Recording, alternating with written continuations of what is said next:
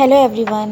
आज हम हिंदी व्याकरण मंजरी से पाठ 4 संधि नामक पाठ का अध्ययन करेंगे। इसे ज्वाइनिंग भी कहा जाता है। संधि शब्द का अर्थ है मेल यानी जोड़ना। इसे हम उदाहरण से समझेंगे। पुस्तक धन आलय पुस्तकालय, भानुधन उदय भानुदय, हिमधन आलय हिमालय, रामधन अयन रामायण, देवधन ऋषि देवर्षि। संधि को हम इस प्रकार भी समझ सकते हैं। समीपतम निकटतम यानी नज़दीक। ध्वनियों के पास पास आ जाने से उनके मिलने पर जो परिवर्तन या विकार होता है उसे संधि कहते हैं। जैसे दीप प्लस अवली दीपावली, अर्थात पहले शब्द के आखिरी वर्ण तथा दूसरे शब्द के पहले वर्ण के मिलने से आए परिवर्तन को संधि कहते हैं। संधि तभी संभव है जब दो शब्दों या पदों के मेल से एक सार्थक शब्द बने। जैसे विद्या धन अर्थी अर्थात विद्यार्थी। अब हम संधि के प्रकार या भेदों के बारे में जानेंगे। संधि के मुख्यतः 3 प्रकार होते हैं। पहला स्वर संधि, दूसरा व्यंजन संधि और तीसरा विसर्ग संधि। स्वर संधि किसे कहते हैं? स्वरों के मेल से जो विकार उत्पन्न होता है वह स्वर संधि कहलाता है। अर्थात दो स्वरों के मेल से होने वाले परिवर्तन को ही स्वर संधि कहते हैं। जैसे विद्या प्लस आलय विद्यालय। यहाँ कुछ उदाहरण दिए गए हैं जिससे हम स्वर संधि पहचान सकते हैं।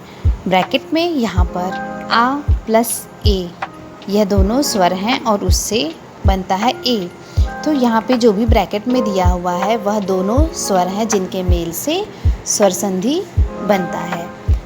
जैसे सदा प्लस एव सदैव, तथा प्लस एव तथैव, सु प्लस आगत स्वागत, हिम प्लस आलय हिमालय और यदि प्लस अपि यद्यपि। स्वर संधि के निम्नलिखित भेद होते हैं। स्वर संधि का एक प्रकार है दीर्घ संधि, दूसरा गुण संधि, तीसरा वृद्धि संधि, चौथा यड़ संधि और पांचवा आयात संधि।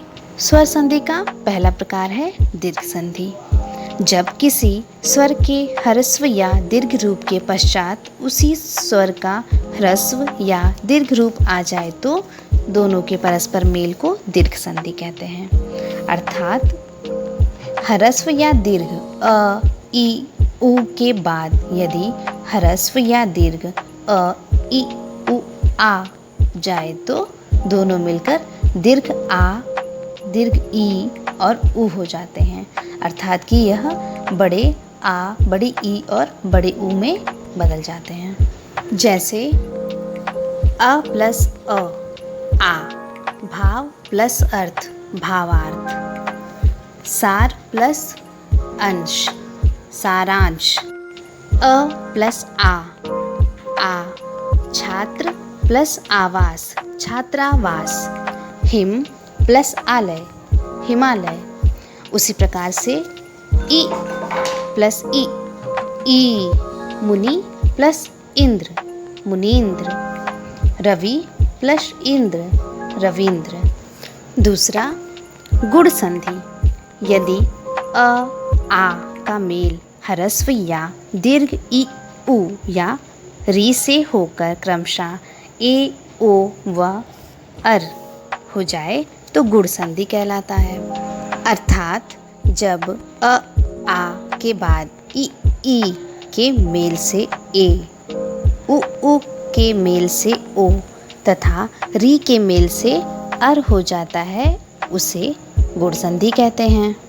जैसे अ प्लस ई ए, सुर प्लस इंद्र सुरेंद्र, देव प्लस इंद्र देवेंद्र, और आ प्लस ई रमा प्लस ईश रमेश, राजा प्लस ईश राजेश, और अ प्लस उ ओ पर प्लस उपकार परोपकार, नर प्लस उचित नरोचित। यहाँ पर अ प्लस ई मिलकर ए बन गया है, उससे सुर प्लस इंद्र सुरेंद्र बन गया है। अगला प्रकार है हमारा वृद्धि संधि। जब अ आ का ए से मेल होने पर ए तथा अ आ का ओ अ से मेल होने पर औ हो जाए तो उसे वृद्धि संधि कहते हैं। अर्थात अ आ के बाद ए में से कोई स्वर आ जाए तो वह ए में बदल जाता है। जैसे अ प्लस ए यानी एक प्लस एक एकैक, लोक प्लस एषणा यानी लोकैषणा, आ ए सदा प्लस एव सदैव, तथा प्लस एव तथैव, आ प्लस ओ औ, महा प्लस ओज महौज, और महा प्लस ओजस्वी महोजस्वी। उसी प्रकार आ औ यानी महा प्लस औदार्य महोदार्य, महा प्लस औषध महौषध। चौथा प्रकार है यड़ संधि। ह्रस्व या दीर्घ इ उ री के पश्चात यदि अन्य असमान स्वर आ जाएं तो ई का या उ का व तथा री का र हो जाने से यड़ संधि होती है। जैसे ई प्लस अ य, अति प्लस अधिक अत्यधिक, यहाँ पर य बीच में आया है।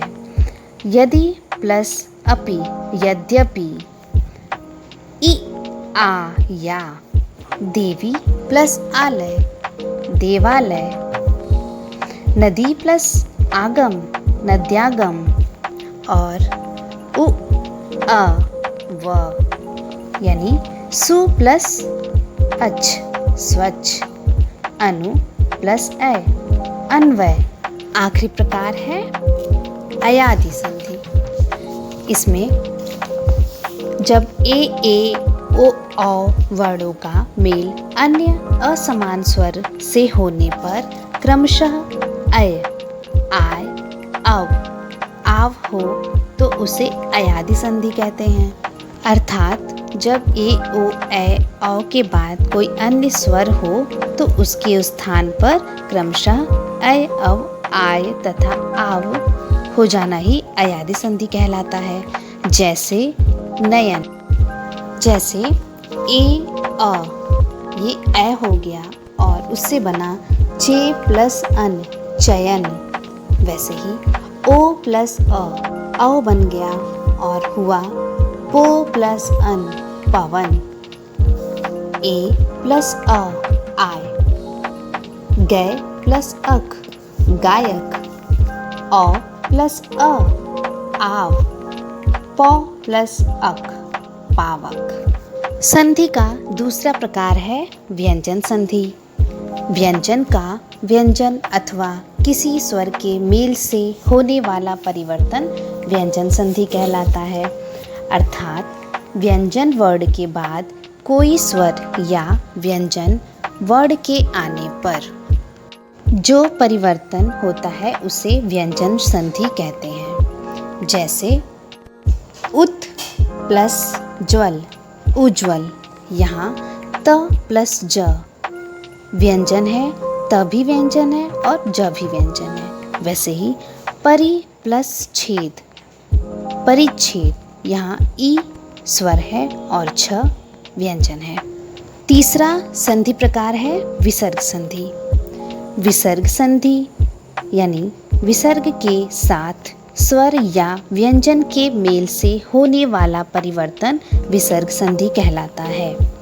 अर्थात विसर्ग के साथ स्वर या व्यंजन के मिलने से जो परिवर्तन होता है उसे विसर्ग संधि कहते हैं। जैसे दुह प्लस बल दुर्बल, निकट प्लस कपट निष्कपट, निह प्लस आकार निराकार, निह प्लस आशा निराशा।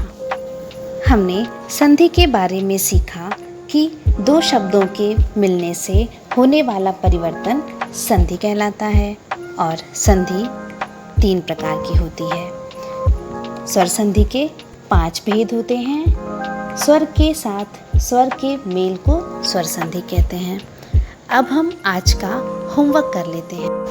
पेज नंबर 27 पर आपका होमवर्क दिया हुआ है। क्वेश्चन नंबर 1, संधि किसे कहते हैं, इसके कितने भेद हैं लिखिए और स्वर संधि की परिभाषा लिखिए। और क्वेश्चन नंबर 3, निम्नलिखित शब्दों में संधि कीजिए।